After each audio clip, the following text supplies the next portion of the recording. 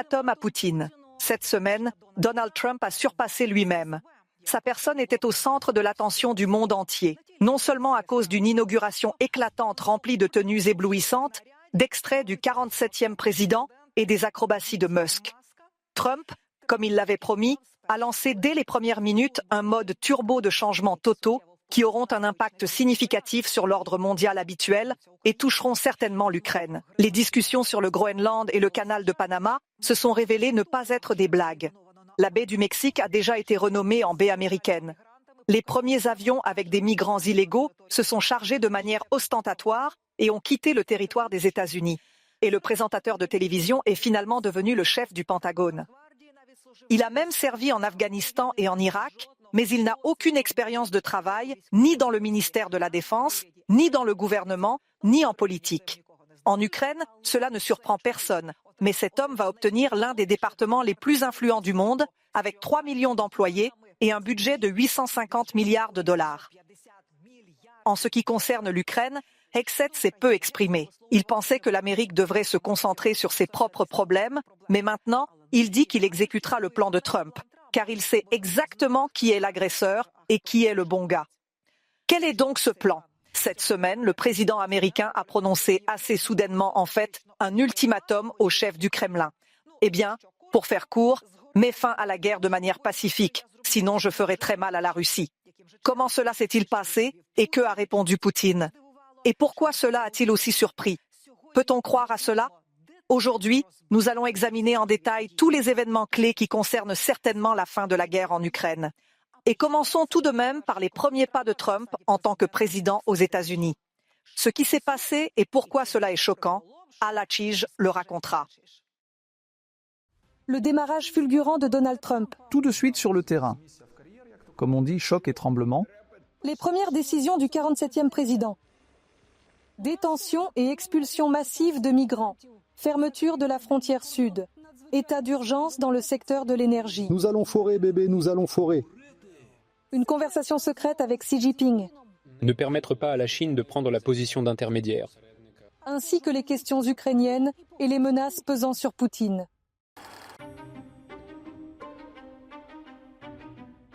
Donald Trump vient de commencer son jeu, mais il a déjà fait des coups pour plusieurs partis. De plus, il a commencé à jouer immédiatement par le cheval. Il a éliminé les fonctionnaires de l'autre camp qui pourraient lui être disloyaux, a fermé la frontière sud aux illégaux, a annoncé l'expansion de l'échiquier, c'est-à-dire ses revendications territoriales, et s'est attaqué à la géopolitique. Cette semaine, il est devenu clair que les actions du nouveau ancien président ne seront pas cohérentes et en général, le jeu ne se fera pas selon les règles. Immédiatement après son investiture, Donald Trump a signé environ 200 décrets, dont certains annulaient les décrets de l'administration de son prédécesseur Joe Biden. Les changements ont touché littéralement tout et ce train est en marche à toute allure.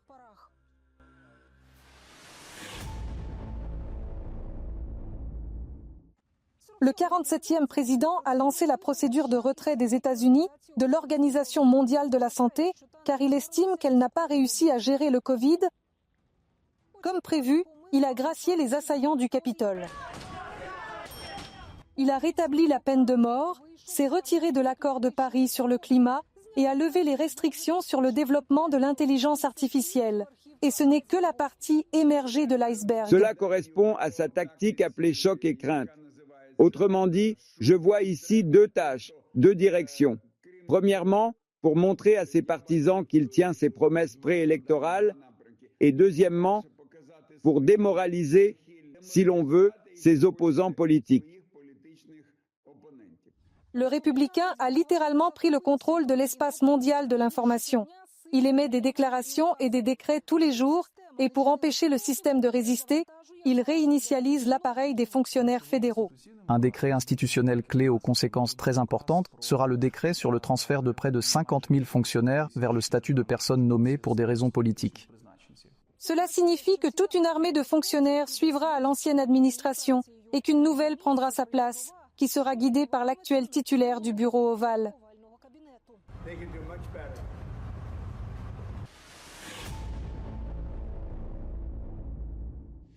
Trump se retire de l'accord de Paris sur le climat, va révéler le potentiel des ressources de l'Alaska et annule également l'interdiction des forages offshore dans l'océan. Nous allons forer, bébé, nous allons forer. L'objectif de l'état d'urgence est d'annuler l'agenda vert de Biden et d'accélérer la délivrance des permis pour l'extraction de pétrole et de gaz. Il est clair que c'est une épée à double tranchant. Entre l'environnement et l'enrichissement, Trump choisit le second. Mais c'est précisément cela qui pourrait saper la capacité de combat de Poutine. Compte tenu des intérêts ukrainiens dans la lutte contre la Russie, cela est fondamentalement à l'avantage de l'Ukraine, car cela contribuera à réduire les prix du pétrole, non seulement aux États-Unis, mais aussi en général. Mais Trump ne s'arrête pas à l'augmentation de la production elle-même. Il appelle les Saoudiens et l'OPEP à baisser les prix du pétrole. Et maintenant, le processus a déjà commencé. Ce que rapportent avec tristesse les propagandistes russes.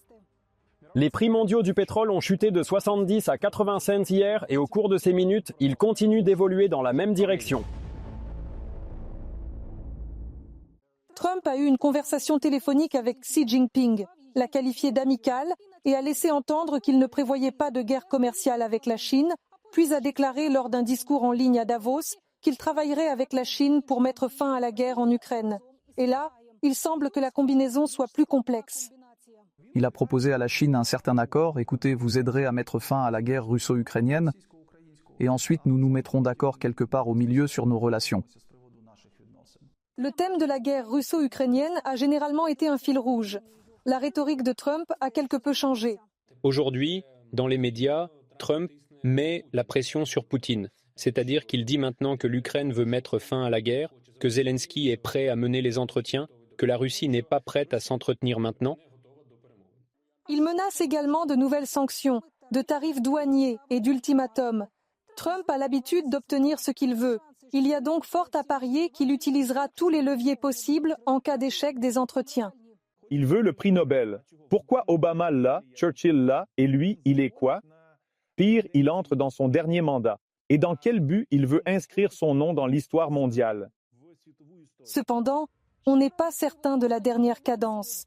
Un partisan de Trump à la Chambre des représentants a déposé un amendement à la Constitution qui permettrait au président américain de briguer un troisième mandat, si, bien entendu, le Congrès l'approuve. Et tout cela au cours de la première semaine seulement de la présidence de Trump. Son mode turbo continue.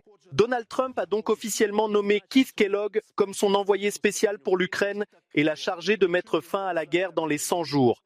Cela signifie que le processus a commencé puisque Kellogg sera le messager officiel de Trump faisant la navette entre Washington, Kiev et Moscou. Deuxièmement, Trump a directement exprimé qu'il ne jouerait pas avec la Russie, car, comme vous le savez, une arme à feu et un bon mot valent mieux qu'un bon mot. Le 47e président des États-Unis a montré cette semaine à Poutine qu'il avait les deux. Et qu'en est-il du dictateur russe, un officier expérimenté du KGB qui a essayé cette semaine de plaire au président américain en utilisant une astuce primitive, mais dans le cas de Trump, efficace, la flatterie. Poutine a exprimé mot pour mot ce que Donald Trump a répété comme un mantra ces dernières années, que la victoire de 2020 a été volée à Trump. Et s'il n'avait pas volé, il n'y aurait pas eu de guerre. En d'autres termes, Poutine utilise des astuces psychologiques telles que « je suis tout à fait d'accord avec vous » pour gagner les faveurs de Trump. Mais le dictateur russe est-il prêt pour de vrais entretiens? Et comment les États-Unis vont-ils forcer la Russie à faire la paix? Olena Zorina a rassemblé pour vous toutes les dernières nouvelles et tous les scénarios. Un appel au Kremlin. Il doit conclure un accord. Pourquoi Trump fait monter les enchères? Et si Poutine ne veut pas le faire, il dira « Eh bien, vous voyez, j'ai proposé ». Quels signaux Poutine attend-il et comment réagira-t-il? La Russie n'a jamais renoncé au contact. Quelle ligne rouge l'Ukraine doit-elle tracer? À l'heure actuelle, Poutine craint surtout deux choses. Les faits de la semaine ont révélé ce qui se passe dans les coulisses d'une conversation extrêmement importante pour l'Ukraine. Le premier jour de travail du président américain nouvellement élu. Sur son bureau dans le bureau ovale, à côté des téléphones, il y a des piles de documents à signer. Mais ils n'ont pas encore de décision concernant l'Ukraine. Trump, qui avait promis de mettre fin à la guerre en 24 heures pendant les élections, dès qu'il sera président, parle maintenant de mois. car il comprend que la conversation ne sera pas facile. Et la première chose qu'il prévoit de faire est d'appeler Poutine. C'est ce qu'il a déjà confié à ses assistants. Mais les téléphones restent silencieux pour l'instant. Quand prévoyez-vous de parler à Poutine ? Il doit conclure un accord. Cela pourrait se produire très bientôt. Quelques heures avant l'investiture de Trump, Poutine lui-même en parlera lors d'une réunion avec un membre permanent du Conseil de sécurité de la Fédération à Moscou. Il se dira prêt à discuter, mais à quelles conditions ? L'objectif ne devrait pas être un court cessez-le-feu, mais une paix à long terme. La clé est ce qui est caché entre parenthèses, c'est-à-dire ce qui précédera cette conversation, si elle aura lieu et si l'Ukraine sera laissée de côté. Les réponses se trouvent ci-dessous.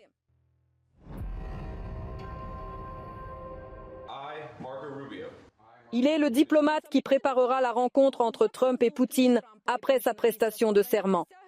Dans l'une de ses premières interviews, le secrétaire d'État américain Marco Rubio a déclaré que l'arrêt de la guerre en Ukraine serait une priorité pour son administration.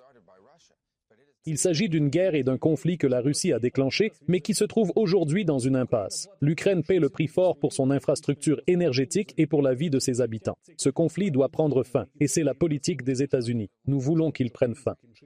Selon le Wall Street Journal, Donald Trump s'est donné 100 jours pour mettre fin à la guerre. Il a chargé le représentant spécial pour l'Ukraine, Keith Kellogg, d'élaborer un plan d'action. Et cet appel téléphonique est précisément ce qui devrait lancer le processus de négociation. Ils s'étaient préparés à cet appel téléphonique.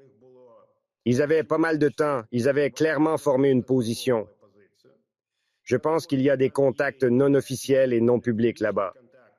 Quel type de stratégie Trump va-t-il élaborer dans ce cas ? Cela apparaît clairement dans ses premières déclarations et messages à Poutine. Il doit conclure un accord. Je pense qu'il est en train de détruire la Russie.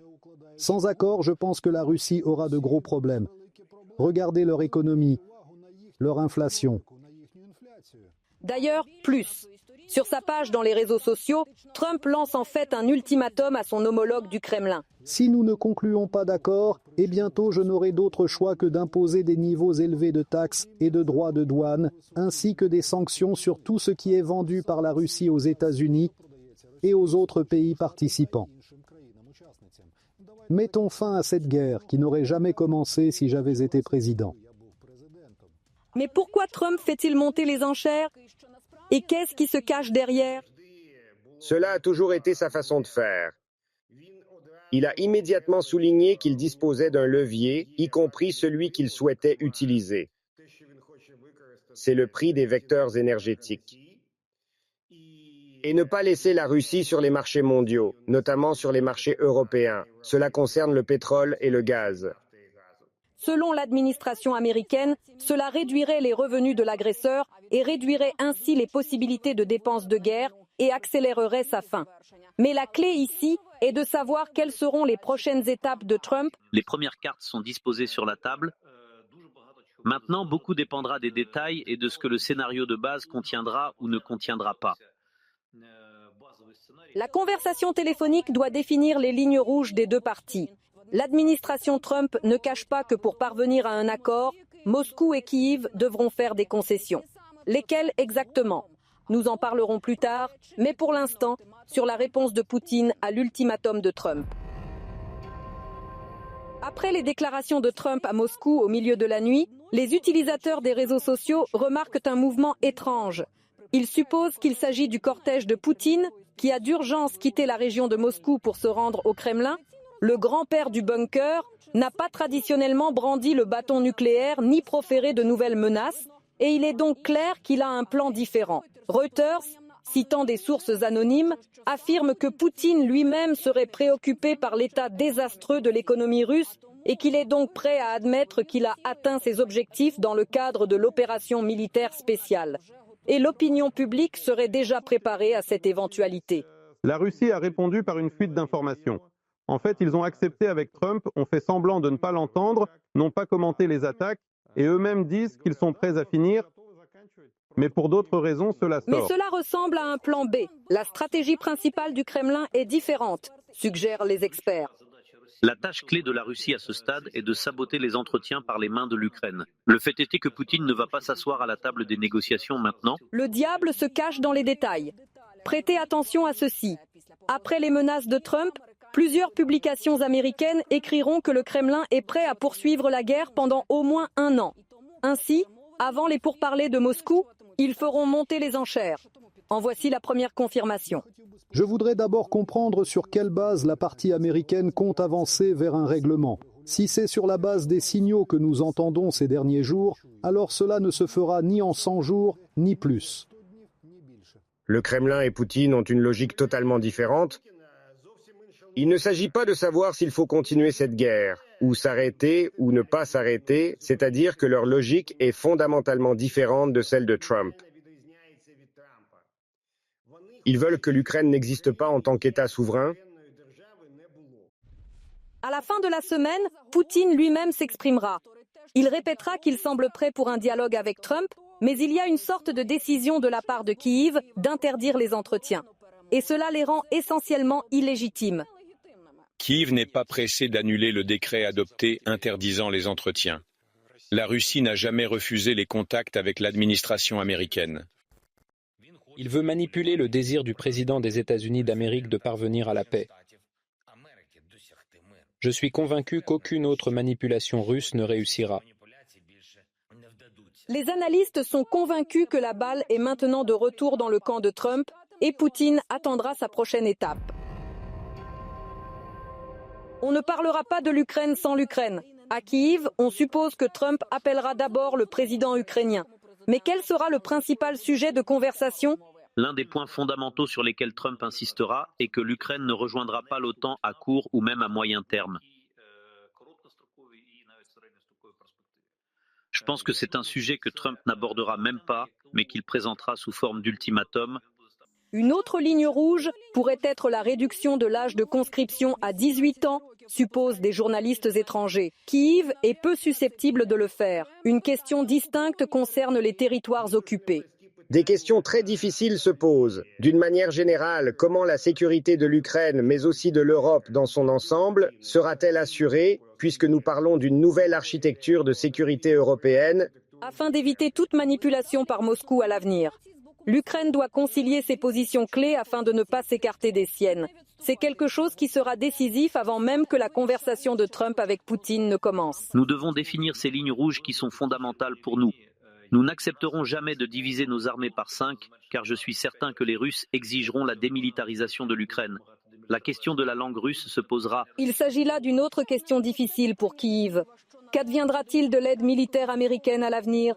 Se poursuivra-t-elle ? Bien sûr, il existe toujours un risque. Il s'agit sans aucun doute de l'une des menaces les plus graves. Nous ne pouvons pas permettre qu'une telle chose se produise. Et nous devons déjà nous préparer aux provocations que la Fédération de Russie fera dans ce contexte. Les lignes rouges font certainement aujourd'hui l'objet d'un débat non public. Dès qu'ils seront convenus, une conversation téléphonique aura lieu entre Trump et Poutine. Que feront ensuite les États-Unis pour accélérer cette situation ? Une des options est que le président américain ait déjà annoncé cette augmentation de la pression sur le pétrole. La seule chose qui compte maintenant, c'est qu'il a non seulement reconnu lui-même la possibilité d'une pression accrue des sanctions contre la Russie, mais qu'il l'a également annoncé publiquement et en a parlé à Poutine. L'effondrement des prix du pétrole est un facteur clé. Mais il semble que ce ne soit pas le seul atout de Trump, qui est un négociateur expérimenté, mais qui n'a pas encore dévoilé toutes ses cartes. D'après ce qui est déjà clair, il viendra de différentes directions et continuera à faire pression.